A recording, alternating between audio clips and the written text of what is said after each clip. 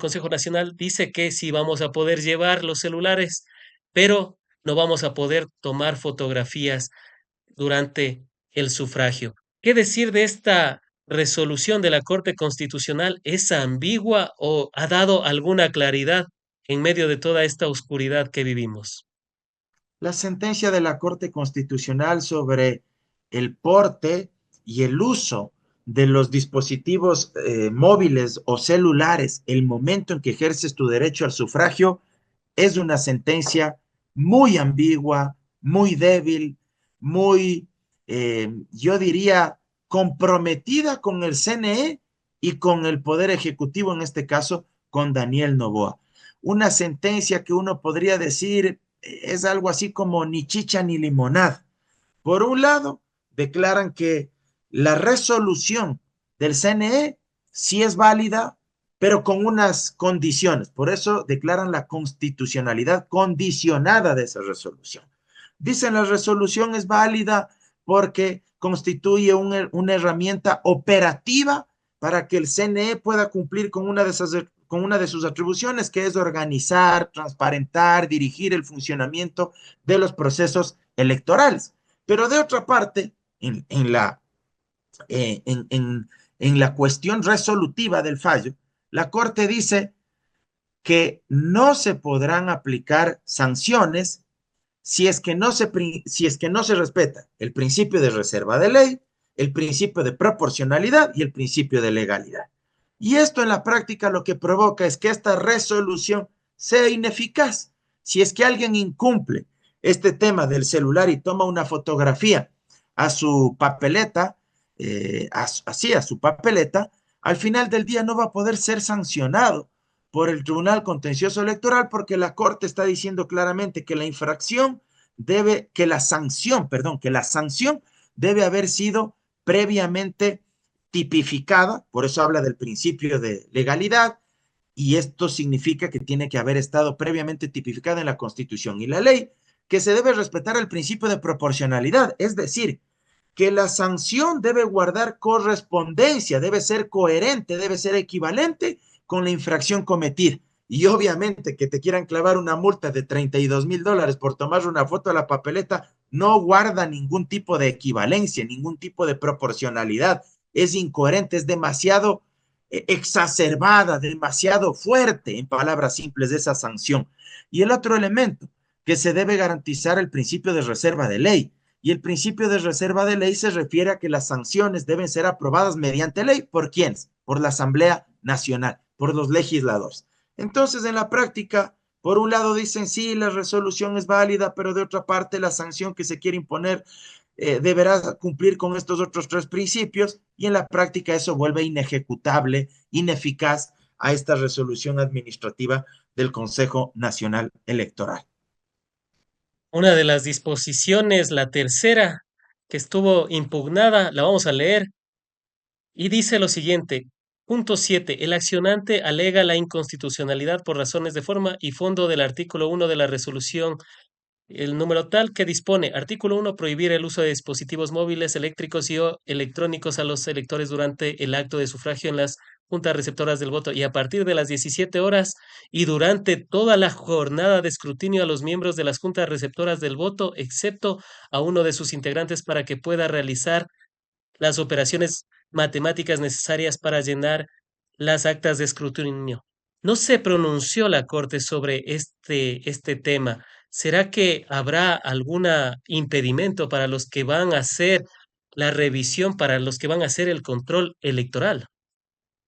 No hay ningún impedimento porque la Corte en la práctica lo que señala es que la resolución queda vigente de manera condicionada a los factores que te mencioné, pero la Corte en ningún momento dice que se permite que se prohíba, a su vez, que se prohíba a los miembros de las juntas receptoras del voto tomar fotografías. Así que los miembros de las juntas receptoras del voto pueden hacerlo, no están impedidos de aquello, pero algo adicional, la propia Diana Tamaín dijo algo que parecía de Ripley. Ella dijo en una rueda de prensa que no se violenta la resolución aprobada por el CNE si es que tú no tomas foto de tu papeleta, pero decides únicamente mostrar tu papeleta y que otra persona, un tercero, te tome fotografía de la papeleta, que ahí no se violenta la resolución administrativa del CNE. Así que yo invito a la gente, quien quiera tomar una fotografía de su papeleta, que vote, muestre la papeleta y que un familiar suyo le tome una fotografía y no pasa absolutamente nada al respecto.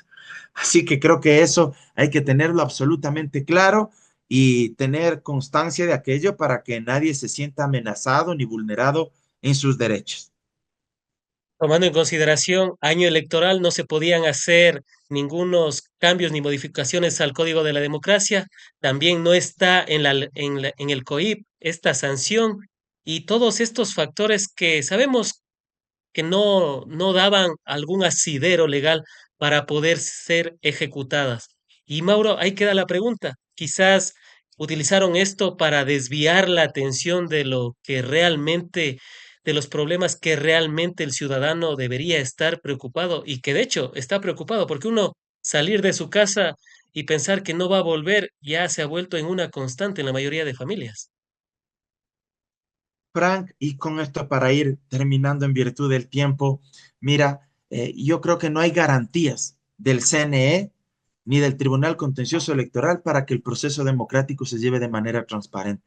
No solo el tema de los dispositivos móviles, también está esta otra cuestión que lo dijo este fin de semana Diana Tamaín.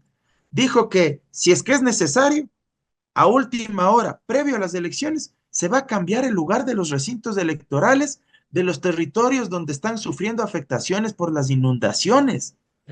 O sea, ¿dónde estamos? Lo que quieren en la práctica es ejecutar una estrategia política de baja calaña, muy sucia. ¿Para qué? Para desmovilizar a los electores, que no sepan a último momento dónde les toca votar y dejen de sufragar en los territorios donde Daniel Noboa es débil electoralmente, para que la votación que potencialmente va a ir donde Luisa González, y esto ya se vio en la primera vuelta, provincias de la costa, se disminuya y a mayor ausentismo se distorsione el resultado electoral y pueda obtener una ventaja Daniel Noboa y pueda ganar las elecciones. Esta es una práctica a todas luces mañosa. Eso es lo que se busca con esto y ojalá la comunidad internacional, los observadores internacionales tengan claridad suficiente sobre todos los atropellos que ha perpetrado el Consejo Nacional Electoral, porque repito, hay una clara intencionalidad para perjudicar a una candidata y favorecer al presidente candidato.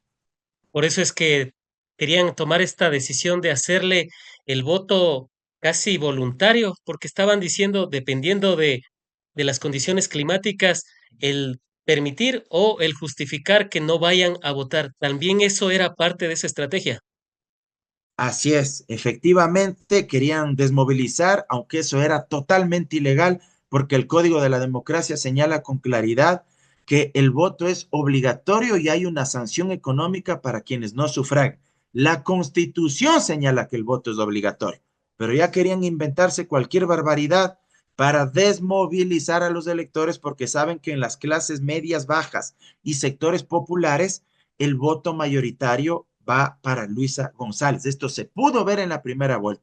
Entonces aquí hay una estrategia perversa para perjudicar a una y favorecer a otra. Para finalizar, y no sin antes agradecerte por haber estado aquí con En Retrospectiva, ya lo saben, amigas y amigos, contando verdades en cantidades industriales y en proporciones monumentales. Gracias a ustedes también por suscribirse al canal, dejar su épico pulgar arriba, comentar y aportar también al debate nacional.